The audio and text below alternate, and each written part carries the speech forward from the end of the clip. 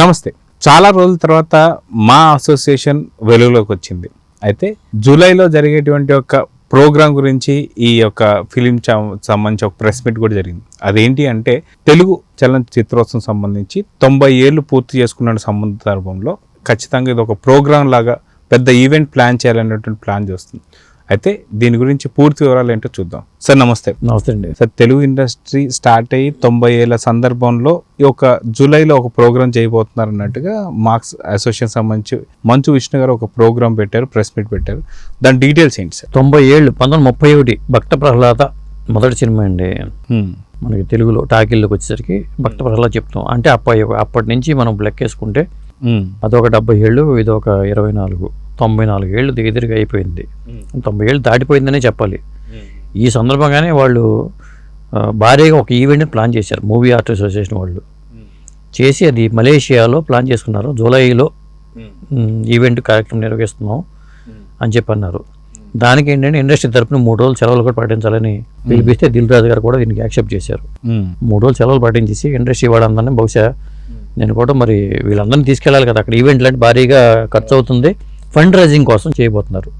ఎంత fund rise అవుతుంది ఏంటనేది తెలియదు, కానీ ఒక భారీ ఈవెంట్కి అయితే మంచు విష్ణు ప్లాన్ చేశాడని చెప్పుకోవచ్చు. అయితే సాధారణంగా చూసుకుంటే భక్త కన్నప్ప ఇప్పుడు ఏదైతే రాబోతున్నటువంటి ఒక మంచు విష్ణు సంబంధించి ఒక మూవీ ఉందో, ఈ మూవీకి సంబంధించి కూడా కొంత ఈ మధ్య పెద్ద బజ్ లేదు. సో బస్ క్రియేట్ చేస్తానికి కూడా మంచు విష్ణు ప్లాన్ చేశాడేమో అని కొంతమంది వర్గాలు అయితే మాట్లాడుతున్నారు. దాని గురించి మీరు ఏమంటారు? అంటే మా అధ్యక్షుడిగా ఎన్నికైనప్పటి నుంచి కూడా మంచు విష్ణు అప్పుడు ఎన్నికలప్పుడు చాలా హామీలు ఇచ్చేసాడు. నేను అది చేస్తాను, ఇది చేస్తాను, మూవీ బిల్డింగ్ ఇచ్చేస్తాను, నేను సొంత డబ్బులతో నేను చేయించేస్తాను అని చాలా రకరకాల హామీలు అయితే ఇచ్చాడు.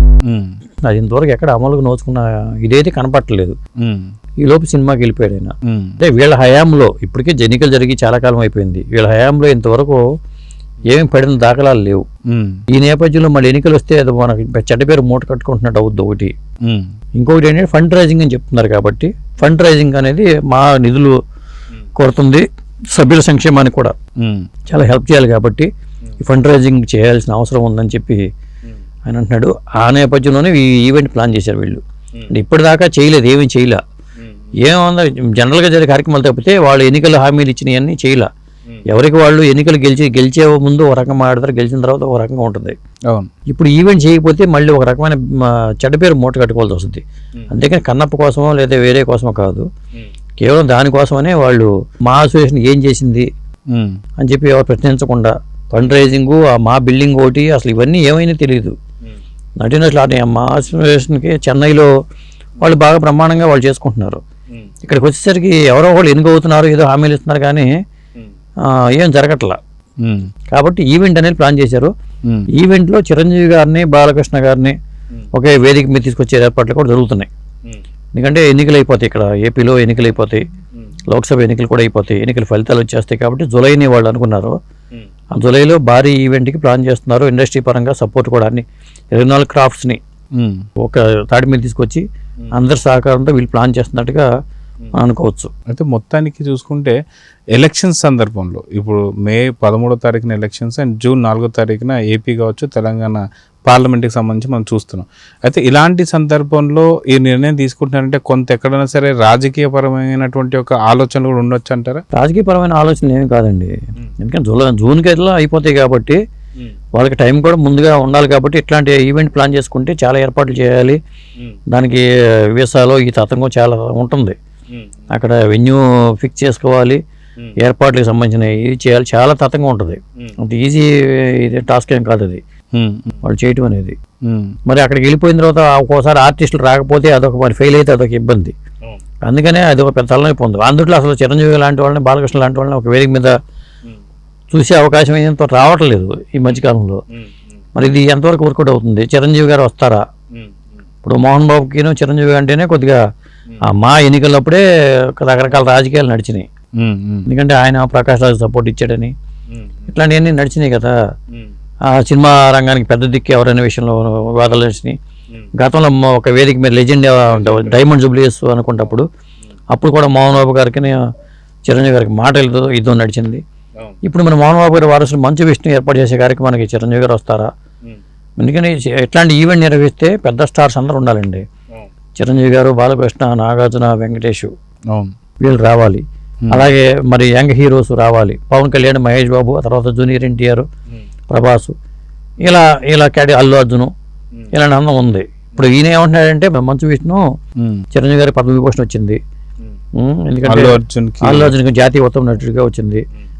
ఆస్కార్ లెవెల్లో కీరవాణి గారికి ఆ పాటకి నాటు పాటకి ఆస్కార్ అవార్డు వచ్చింది. ఇవన్నీ చెప్తున్నారు. అంటే వీళ్ళు వచ్చిన ఈ సందర్భంగా ఒక సత్కారం కార్యక్రమం కూడా పెట్టుకోవచ్చు. అక్కడ వీళ్ళందరినీ అక్కడ అభినందించి ఆ కార్యక్రమం కూడా పెడతారు. పెట్టి మలేషియాలో చేస్తే గ్రాండ్గా ఉంటుంది. ఒక విధంగా ఆయన ఉద్దేశం మంచిదే కావచ్చు. దీని ఏంటంటే ఇలాంటివి వచ్చినప్పుడు ఏంటంటే వెనకాల రాజకీయాలు ఏమైనా ఉన్నాయా అనే ఆలోచన కొంచెం సహజం. అది ఇండస్ట్రీలో సహజంగానే జరిగేది అది. అదండి. అయితే మొన్న గతంలో జరిగిన ఒక చిన్న ఇలాంటి సెలబ్రేషన్స్ సంబంధించి ఒక సురేష్ కొండేటి అనేటువంటి వ్యక్తి గోవాలో జరిగినటువంటి ఒక ఈ సంతోషం అవార్డ్స్లో కొద్ది ఫెయిల్ అవ్వడం, దాని మీద చాలా సీరియస్ అవ్వడం, ఇప్పుడు దాని మీద చాలా రకాలైనటువంటి ఇబ్బందులు కూడా మనం ఎదుర్కొన్నాం.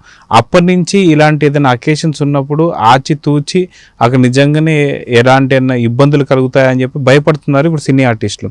అంటే దాన్ని కంపేర్ చేయకూడదు మనం. సంతోషం అవార్డ్స్ ఏంటంటే అది వ్యక్తిగా చేసుకునే అవార్డ్స్. అది ఇది వ్యవస్థగా చేసే ఇండస్ట్రీ వ్యవస్థ చేసే లోటుపాట్లు ఇప్పుడు జరగవు. ఆ విషయంలో మన అనుమానం ఏం లేదు. ఎందుకంటే వ్యక్తులుగా ఎప్పుడైనా సరే పెద్ద ఈవెంట్లు చేయలేరండి. అక్కడ అది ఫెయిల్ అవ్వడానికి కారణం ఏంటంటే అది నిర్వహణ లోపం. అందుకని ఉట్టికి ఎగలేనమ్మ స్వర్గానికి ఎగినట్టుగా ప్లాన్ చేసుకోవడం తప్పు జరిగింది అక్కడ. ఎందుకంటే అతను ఎక్కడెక్కడో చేసుకుంటే సరిపోయేది. దుబాయ్లోనో లేకపోతే గోవాలోనో ఈవెంట్ పెట్టుకోవడం అని తప్పు జరిగింది అక్కడ. అది పైగా అందులో కన్నడం వాళ్ళని, మలయాళం వాళ్ళని, తమిళ వాళ్ళని పిలవడం, వాళ్ళు అనుకునే విధంగా అందరూ వచ్చేయటం, ఇవన్నీ జరుగుతాయి. ఒక వ్యక్తిగా చేయలేరు. అది అనవసరమైన భారం నెత్తికెట్టుకోవడం అవుద్ది. ఇది వ్యవస్థగా ఇండస్ట్రీ తరఫున చేస్తున్నారు కాబట్టి దీనికి ఒక కమిటీ వేసుకోవాలి వాళ్ళు. మూవీ ఆర్టిస్ట్ అసోసియేషన్ ఒక్కటే కాకుండా 24 క్రాఫ్ట్స్ని కలుపుకొని డైరెక్టర్స్ అసోసియేషన్ కానీ, ఛాంబర్ కానీ, ఫిల్మ్ ఛాంబర్ కానీ, నిర్మాతల మండలి, వీళ్ళందరూ అందరూ కలిపి ఏకతాటి మీదకి వచ్చి ఒక కమిటీ ఫామ్ అయ్యి చేస్తే బాగుంటుంది ఇలాంటి ఈవెంట్లు. అదే ఈ టైం సరిపోతుంది అంటారు. మళ్ళీ అప్పుడు వచ్చేసరికి ఫండ్ రైజింగ్ అన్నాం కదా, ఫండ్ రైజింగ్ అనేసరికి మా ఫండ్ రైజింగ్ కోసం మేము చేస్తున్నాము అనుకునే తీసుకొస్తే మళ్ళీ అదొక ఇబ్బంది అవుద్ది. ఇప్పుడు మూవీ ఆర్టిస్ట్ అసోసియేషన్ని పెట్టుకోవాల్సి వస్తుంది. అప్పుడు ఇలాంటి అంశాలన్నీ ఇన్వాల్వ్ అయ్యి ఉంటాయండి. డబ్బులు ఇస్తే మాకేంటి మేమే తీసుకుంటాం అంటారు. ఎప్పుడైనా మాకు సంక్షేమానికి డబ్బులు కావాలి కాబట్టి అంటూ చెప్తూ ఉంటారు. కాబట్టి మూవీ ఆర్టిస్ట్ అసోసియేషన్ చేయడం కన్నా ఎప్పుడైనా సరే ఇంత ఒక ఈవెంట్, భారీ ఈవెంట్ పెట్టుకున్నప్పుడు అందరిని ఇన్వాల్వ్ చేసి ఒక కమిటీ ఫామ్ చేసుకుని చేయటం అనేది చాలా బెటర్ అండి. అప్పుడు ఇబ్బందులు లేకుండా ఉంటుంది. అయితే ఇంత పెద్ద అకేషన్ని సెలబ్రేట్ చేయాలంటే మటుకు అందరి తారలకు సంబంధించి ఒక డేట్స్ కావాల్సి వస్తుంది, ప్లస్ చాలా వరకు టైం కూడా పడుతుంది. సో అదిగాక వాళ్ళ టికెట్ల ఖర్చులు ఇవన్నీ భరించాలి. అక్కడ ట్రాన్స్పోర్టేషన్, అకామిడేషను ఇవన్నీ భరించకపోతే ఎవరు ఆర్టిస్ట్ వెళ్ళరు. అది కాక ఏంటంటే ఇప్పుడు మే 13వ తారీఖు ఎలక్షన్స్ చూసుకుంటే జూన్ 4వ తారీఖు కౌంటింగ్ అనుకోవచ్చు. సో ఈ హడావిడి అనేది మనకి ఎలక్షన్స్ హడావిడి అనేది మనకి జూన్ 10వ తారీఖు 15వ తారీఖు దాకా ఉంటుంది. కాబట్టి జూన్లోనే ఎండింగ్లో ఒకవేళ ప్రోగ్రామ్ ప్లాన్ చేసుకుంటే టైం సరిపోతుంది అనుకోవచ్చా? ఇంత పెద్ద ఈవెంట్ టైం సరిపోతుంది. జూన్ అంటే నెల టైం ఉంటుంది కాబట్టి వాళ్ళు జూలై డేట్ అయితే ఇంక ఫిక్స్ అవ్వాలి. జూలై ఏ తారీఖు అనేది నేను అనుకోవడం జూలై మధ్యలో ఉండే అవకాశం ఉంటుంది. ఆ టైంకి సరిపోతుంది. సో మొత్తానికి చూసుకుంటే మా అసోసియేషన్ సంబంధించి ఈ ప్రోగ్రామ్ని ఒక గ్రాండ్ సక్సెస్ చేస్తానికి అయితే మంచు ఫ్యామిలీ అయితే ట్రై చేస్తుంది. ఎంతవరకు ఒక ఏమంటారు అనమాట సపోర్ట్ లభించే అవకాశం ఉంది అనుకోవచ్చు? ఎందుకంటే ఇండస్ట్రీకి సంబంధించిన వ్యవహారం కాబట్టి అందరూ సపోర్ట్ ఇస్తారండి.